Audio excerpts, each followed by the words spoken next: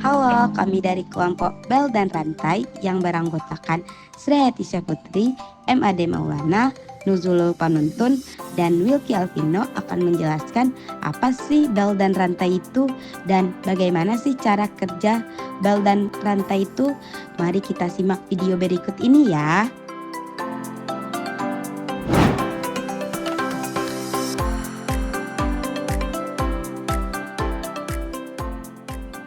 Puli adalah suatu elemen mesin yang berfungsi sebagai komponen atau penghubung putaran yang diterima dari motor listrik, kemudian diteruskan dengan menggunakan sabuk atau belt ke benda yang ingin digerakkan.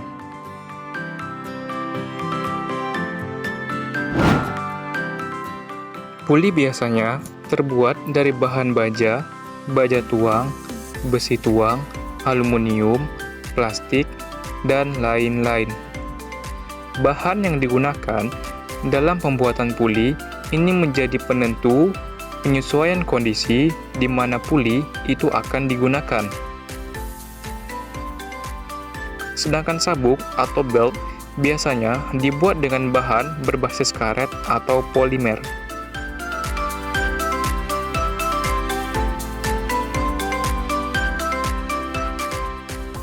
Kelebihan dari transmisi puli dan belt.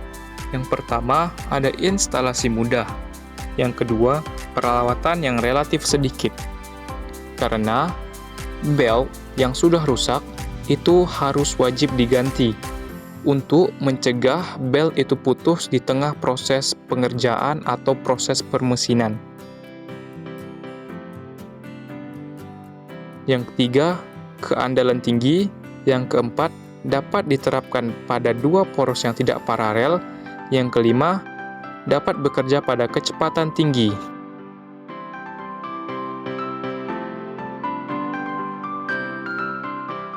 Ini adalah mekanisme bagaimana cara transmisi puli dan belt bekerja. Mekanisme ini dapat diklasifikasikan dalam 3 kelompok. Yang pertama, ringan dengan kecepatan belt sekitar 10 meter per second dan daya yang digunakan relatif kecil. Contohnya pada mesin pertanian dan mesin-mesin kecil. Yang kedua, sedang. Kelompok ini digunakan untuk mentransmisikan daya sedang pada kecepatan belt 10-20 meter per second. Yang ketiga, berat. Dengan daya yang digunakan besar dan kecepatan sabuk di atas 22 meter per second.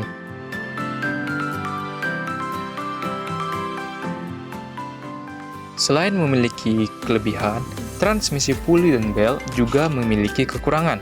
Yang pertama, kapasitas daya yang dapat ditransmisikan terbatas. Yang kedua, rasio kecepatan terbatas. Yang ketiga, rentan terhadap perubahan kondisi lingkungan seperti kontaminasi dengan pelumas. Selain itu, getaran dan beban kejut dapat merusak sabuk. Tetapi, transmisi puli dan belt memiliki banyak keunggulan dibandingkan transmisi rantai. Walaupun ketika mengalami suatu kerusakan, baik belt atau puli, biaya perbaikan dan pergantian itu cukup mahal.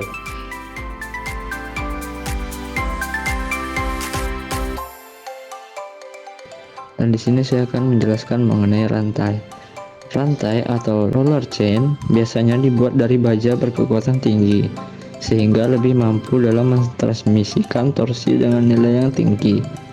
Rantai biasanya mentransmisikan tenaga atau power dengan putaran hingga 6000 rpm.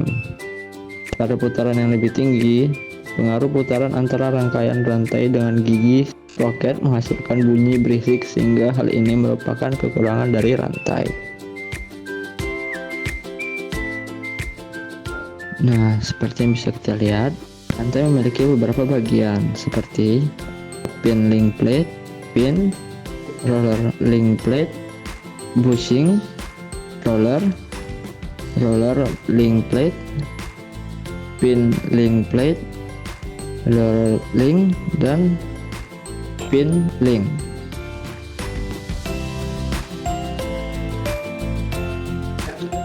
Di sini ada beberapa jenis rantai, seperti rantai roll. Rantai roll ini umumnya digunakan dalam aplikasi industri. Yang kedua, rantai gigi. Rantai gigi ini digunakan untuk aplikasi yang memerlukan sinkronisasi. Yang ketiga ada rantai silent. Rantai silent ini digunakan untuk operasi yang lebih halus dan tenang. Jenis rantai yang paling banyak digunakan adalah roller chain, yang digunakan untuk mentransmisikan tenaga dan diaplikasikan pada konveyor. Roller chain ini terbuat dari suatu rangkaian yang terdiri dari side plate, pins, bushes, dan rollers, sebagaimana terlihat pada gambar. Di sini juga ada yang namanya tautan offset. Tautan offset ini merupakan gabungan antara tautan roll dan tautan pin. Tautan ini digunakan jika panjang rantai memiliki jumlah pitch ganjil. Seperti yang pertama ini, klip pegas terhubung merupakan standar untuk semua rantai. Rantai yang tunggal dan ganda berstandar ANSI 80 dan di bawahnya, serta rantai standar Inggris 16B dan di bawahnya. Yang kedua ada tautan penghubung pin cutter yang merupakan standar untuk semua rantai tunggal dan ganda ANSI 100 dan di atasnya, serta rantai standar Inggris 20B dan di atasnya. Nah, pergerakan rantai juga dapat digunakan dalam mengangkut material dengan cara memasang ember, rangka, kantong atau jaring pada rantai. Yang kedua, bisa melalui proses pengaturan waktu. Banyak industri menggunakan penggerakan rantai untuk menyinkronkan gerakan. Selanjutnya, kita akan membahas mengenai keuntungan dan kerugian menggunakan rantai. Keuntungan pertama dalam rantai yaitu penggerak positif tanpa selip atau merayap. Keuntungan kedua, rasio kecepatan lebih tinggi hingga 8:1. Keuntungan ketiga, efisiensi transmisi lebih tinggi dibandingkan sabuk hingga 98%. Keuntungan keempat, biaya perawatannya yang rendah. Keuntungan kelima, dapat beroperasi dalam kondisi kering dan basah. Keuntungan keenam, lebih berat dari sabuk. Kerugian dari rantai yaitu yang pertama, biaya awal pemasangannya lebih tinggi. Yang kedua, butuh pelumasan rutin. Yang ketiga, poros penggerak dan penggerak harus sejajar dengan sempurna. Yang keempat, tidak diperbolehkan adanya slip saat berkendara. Yang kelima, berisik dan dapat menyebabkan getaran. Nah, dari video tadi kita sudah tahu apa itu bel dan rantai dan cara kerjanya. Sekian video dari kami, terima kasih.